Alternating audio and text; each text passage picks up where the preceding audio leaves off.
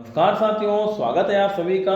दोस्तों, हम यहाँ पर तैयारी कर रहे हैं सीटेट की, और सीटेट के साथ ही साथ जो स्टेट लेवल के जो टेट होते हैं उनकी तैयारी भी यहाँ ऑटोमेटिक हो जाती है।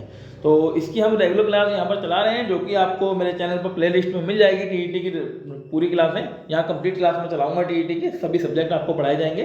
तो अगर आप तैयारी कर रहे हैं टीईटी की तो मेरे साथ जुड़ सकते हैं, चैनल को सब्सक्राइब करेंगे, और वीडियो पसंद आए तो वीडियो को लाइक जरूर करिए और शेयर भी जरूर करिए। और आज हम यहाँ पर क्या कहते हैं, इसके कुछ क्वेश्चन करेंगे।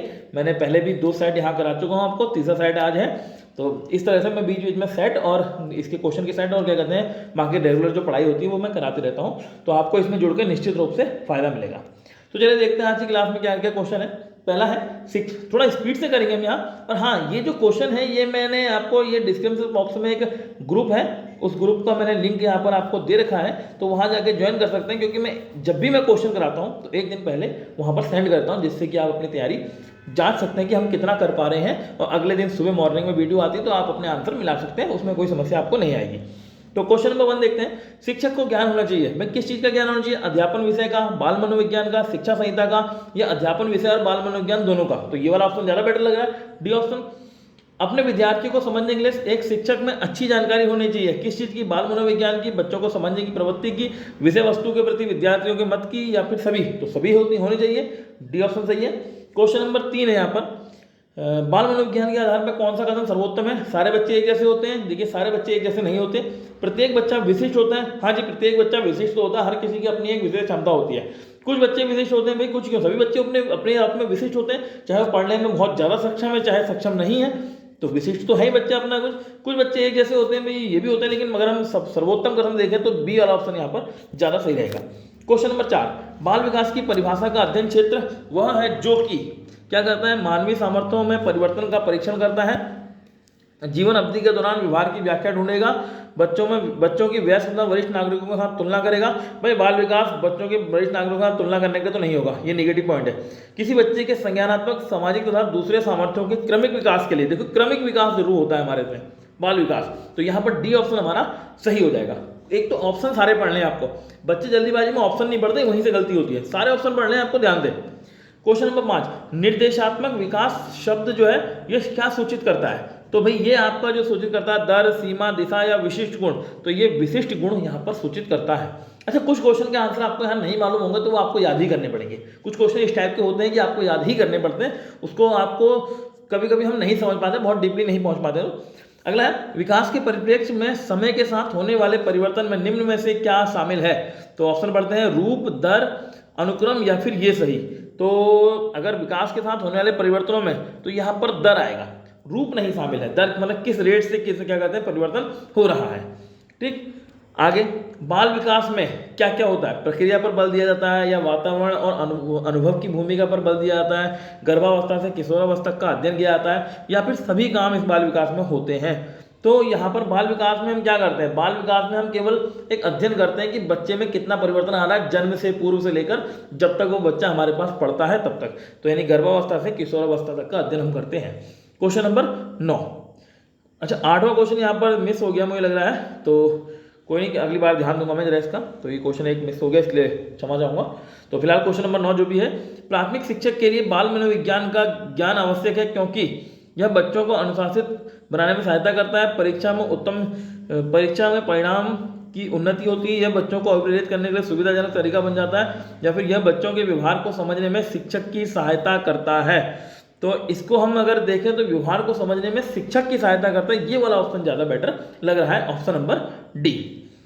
क्वेश्चन नंबर 10, बाल मनोविज्ञान का केंद्र बिंदु है तो अच्छा शिक्षक, बालक, शिक्षण प्रक्रिया, या फिर विद्यालय? तो भाई ये क्वेश्चन है, इसका उत्तर बालक। अच्छा, डीएलएड का जब मैं एंट्रेंस एग्जाम दिया था तो इसी टाइप का क्वेश्चन था, सेम टू सेम, तो नहीं लैंग्वेज थी, थोड़ी सी लैंग्वेज बदली थी, पर उस समय मुझे नहीं पता था, मैं जल्दीबाजी में शिक्षक लगाया था और एक नंबर मेरा वहीं से कट गया था। देखिए, अब आप कोई सोचिए इसको गलत नहीं करना चाहिए, पता नहीं कैसे गलत कर रहा था मैं, तो वहाँ गलत हुआ था तो एक नंबर कटा था, हालांकि उससे कोई फर्क पड़ा नहीं, फिर भी क्या कहते हैं कटा था तो कटा था, कोई बात यह है। क्वेश्चन नंबर 11, बाल मनोविज्ञान का क्षेत्र है, क्या है? केवल शैशवावस्था की विशेषताओं पर अध्ययन, केवल गर्भावस्था की विशेषताओं पर अध्ययन, केवल बाल्यावस्था की विशेषताओं पर अध्ययन, या फिर गर्भावस्था से किशोरावस्था की तक की विशेषताओं पर अध्ययन। तो यही कहेंगे आप, ऑप्शन नंबर डी है, क्योंकि अभी ऐसा क्वेश्चन आया है। क्वेश्चन नंबर 12, बाल मनोविज्ञान के अनुसार शिक्षा के क्षेत्र में मुख्य स्थान है बालक का, अध्यापक का, अभिभावक का, या फिर प्रशासक का। तो यहाँ पर भी हम क्या लगाएंगे भाई, मुख्य स्थान किसका है? बालक का है। क्वेश्चन नंबर 13, निरीक्षण विधि में क्या किया जाता है? भाई निरीक्षण विधि मैंने आपको पढ़ाई है, अगर आपने पढ़ी होगी तो आप इसका उत्तर दे पाएंगे। तो निरीक्षण विधि में व्यवहार का अध्ययन होता है। किसके व्यवहार का अध्ययन होता है? दूसरों के व्यवहारों का अध्ययन होता है।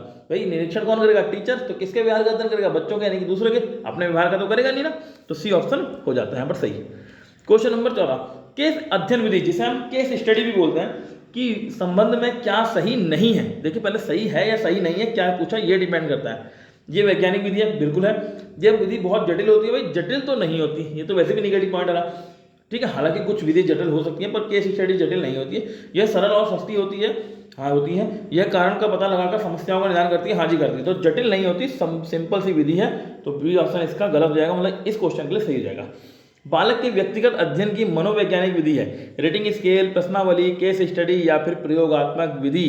तो केस स्टडी अभी हमने जस्ट ऊपर पढ़ा है, तो यानी कि अच्छी विधि है, तो ये सबसे बढ़िया रहेगी। क्वेश्चन नंबर 16, कक्षा का एक शरारती बालक अन्य छात्रों को परेशान कर रहा है, जैसा कि आप लोग भी करते हैं। एक अध्यापक को उसकी समस्या का कारण जानने हेतु किस विधि का प्रयोग करना चाहिए?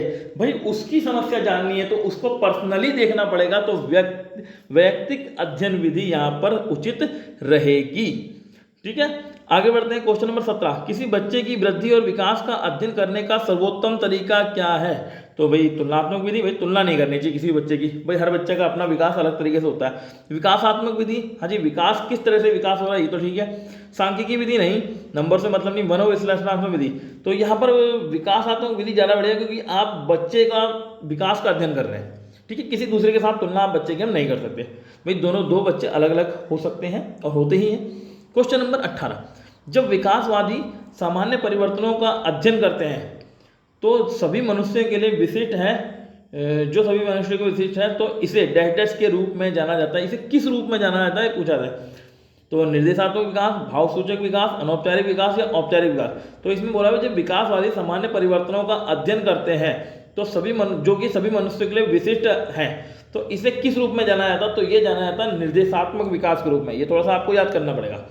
क्वेश्चन नंबर 19, एक निर्धारित समय की अवधि के लिए समान बच्चों के अध्ययन को डैश किस अध्ययन के रूप में जाना जाता है? अनुदैर्ध्य, प्रतिनिध्यात्मक, अक्षांशीय, या प्रायोगिक। अच्छा अनुदैर्ध्य जो ये मैंने लिखा है, ये जैसे वर्टिकल हॉरिजॉन्टल टाइप का होता है, वो चीज़ हो गई ना, जैसे आप कहते हैं वो लॉन्गिट्यूडनल और लैटिट्यूडनल जो होता है, अक्षांश और देशांतर होता है, उस टाइप का। और देशांतर की जगह अनुदैर्ध्य आप यहाँ मान सकते हैं, तो ये अनुदैर्ध्य वाला यहाँ पर सही हो जाता है, ठीक है।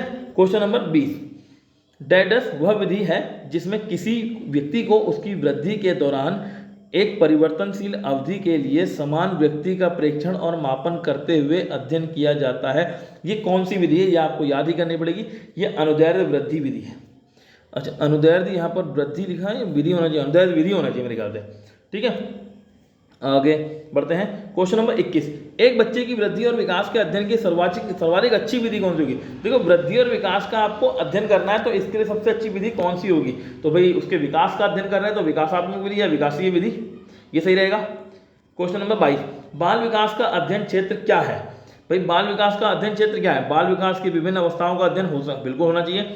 वातावरण का बाल विकास पर पड़ने वाले प्रभाव का अध्ययन, ये भी मैंने आपको पढ़ाया है और होता भी है। वैयक्तिक भिन्नताओं का अध्ययन, ये भी होता है, यानी कि उपरोक्त सभी यहाँ पर उत्तर सही होगा। सर्वाधिक उपयुक्त जीवित यानी सर्वाइवल ऑफ द फिटेस्ट रहता है, जो सर्वाधिक उपयुक्त होता है वही हमेशा रहता है। ये सिद्धांत किसका है? लेमार्क का, डार्विन का, हैरिसन का, या फिर मैकडूगल का। तो ये जो आपका सिद्धांत है ये है आपका डार्विन का, ठीक। क्वेश्चन नंबर 24, निम्नलिखित में से किस विधि का उपयोग किसी व्यक्ति के व्यवहार का उसकी समग्रता में अध्ययन करने के लिए किया जाता है? यह है केस स्टडी। अभी हमने केस स्टडी के ऊपर क्वेश्चन भी देखे हैं। अध्ययन को लागू करने के लिए अध्ययन किया जाता है जिसमें से कुछ व्यक्तियों को कम से कम 2 लगातार अवसरों पर मापा जाता है।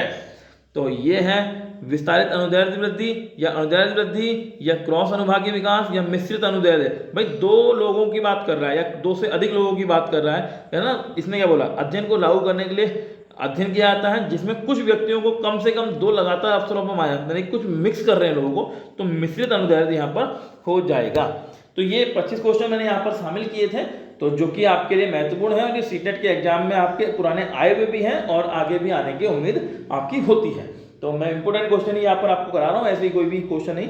और ये आपने अगर टेलीग्राम ग्रुप पे आप होंगे तो आपको पता चल चुका होगा कि आप कितने नंबर लेके आए हैं। अगर अच्छे नंबर लाए तो ठीक है, अगर नहीं लाए हैं तो अभी आपको पढ़ने की आवश्यकता है। तो ठीक है, अगर वीडियो आपको पसंद आई हो तो लाइक करें और दोस्तों के साथ शेयर करें, और जिसने चैनल अभी तक सब्सक्राइब नहीं किया वो चैनल को सब्सक्राइब कर लेंगे। तो मिलते हैं अगली वीडियो में, नमस्कार।